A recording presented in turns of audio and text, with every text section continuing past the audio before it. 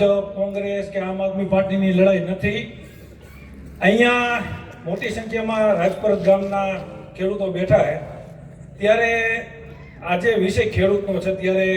જ્યારે જેતપર ગામની અંદર આંદોલન સમિતિ બની નહોતી, આંદોલન ચાલુ નહોતું થયું. ફક્ત ને ફક્ત જે 5 જેતપર ગામના ખેડૂતો છે એમના ખેતરની અંદર પોલ બાબતે બબાલ ચાલતી હતી.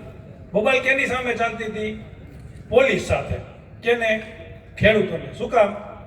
ફલાણા ભાઈની કંપનીનો ફલાણો થાંભલો અહીંયા આવતો હતો. હવે ઈ ભાઈની કંપની કમાવા માટે પોતાના છોકરાઓને મર્સિડીઝમાં ફરે, એના માટે તમારા ખેતરની અંદર જે થાંભલો નાખે એના માટે પોલીસ અહીંયા બળજબરીપૂર્વક થાંભલો નાખતી હતી. ત્યારે પણ હું ત્યાં એક પત્રકાર તરીકે કવરેજમાં હું હતો અને ત્યાં ઘર્ષણ થયું, એ પણ લોકો વચ્ચે આપણે મૂક્યું હતું. પરંતુ ખરેખર આમાં કે પોલીસ, કોઈ ભાજપ, કોંગ્રેસ, કોઈ પણ નેતા, કોઈ આમાં એનો રોલ જ નથી. કેમ કે નાખે એ કંપની પ્રાઇવેટ. શું કામ નાખે? તો કે 2-5 પૈસા, 2-5 કરોડ કમાવા માટે. આજે જે ગામના લોકો અહીંયા ખેડૂતો બેઠા છે એ તમામ ખેડૂતોને હું ગામના દીકરા તરીકે વિનંતી કરું, તમારા ખેતરની અંદર મને મારા નામનો વીજ પોલ નાખો દો, 25 લાખ હું રૂપિયા આપીશ.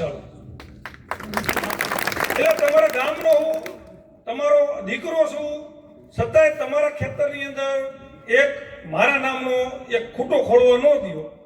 અને અમારા દીકરા ગમે ત્યાં આવીને તમે ગમે ત્યારે ખેડૂતને પૂછ્યા વગર, ખેડૂતને કોઈ પણ વસ્તુની પરવાનગી લીધા વગર, છતાંય બળજબરી કરી, આંદોલન ચાલ્યું, ભૂખ હડતાલ કરી અને એ હડતાલ કરી એમાં ઘણું બધું રિઝલ્ટ મળ્યું છે.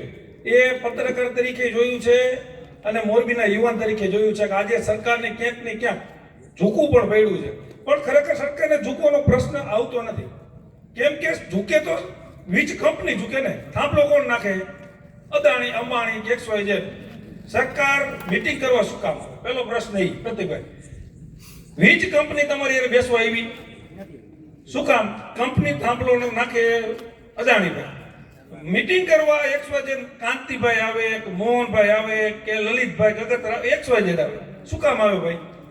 કંપની થાંભલો નાખે, કંપનીના માણસો તમારે સમાધાન કરવા, ભાઈ તમારા ખેતરમાં 25 લાખમાં થાંભલો નાખો દો, 50 લાખમાં નાખો દો, કે 5 કરોડમાં નાખો દો. પણ નહીં, ક્યાંક ને ક્યાંક સરકાર બધું માથે લઈ પોલીસને પણ આગળ કરી, ઘણા બધા દબાવવાના પ્રયત્નો પણ થયા, ઘણા બધા લોકોની રેડ પણ પડી, પણ છતાંય આજે ખેડૂતો મક્કમ છે.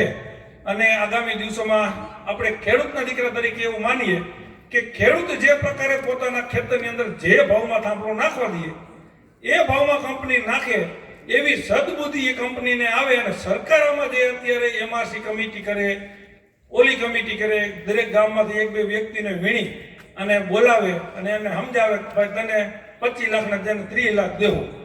પણ ભાઈ તું આખા ગામનો ધણી નથી, તું તારા પોતાના મફત નાખવા દે ને કંપનીને, તારે વ્યવહાર બનાવવાના હોય તો. એ વાસ્તવિકતા છે. પણ આખા ગામનો વહીવટ રાજપર ગામમાંથી 2 જણાને બોલાવે ને ભાઈ તમને 51 લાખ દેવા છે.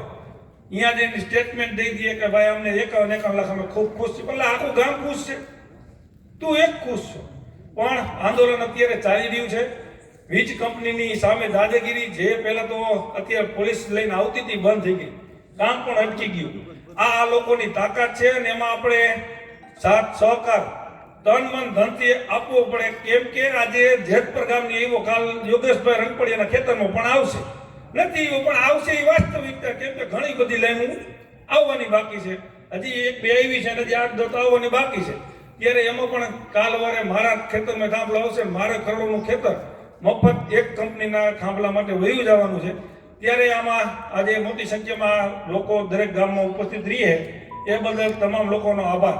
અને અહીંયા જે ખેડૂતના દીકરા હોય અને પોતાની જાતને ખેડૂત માનતા હોય, એકવાર પોતાના માટે અહીંયાથી હું જે કહું, જે નાદ બોલાવવાનો છે એ ટેક્સ વીજ કંપનીના માલિકોના કાન સુધી પહોંચે એ પ્રકારે જોરથી, અવાજથી જય જવાન, જય કિસાન, જય જવાન, જય કિસાન.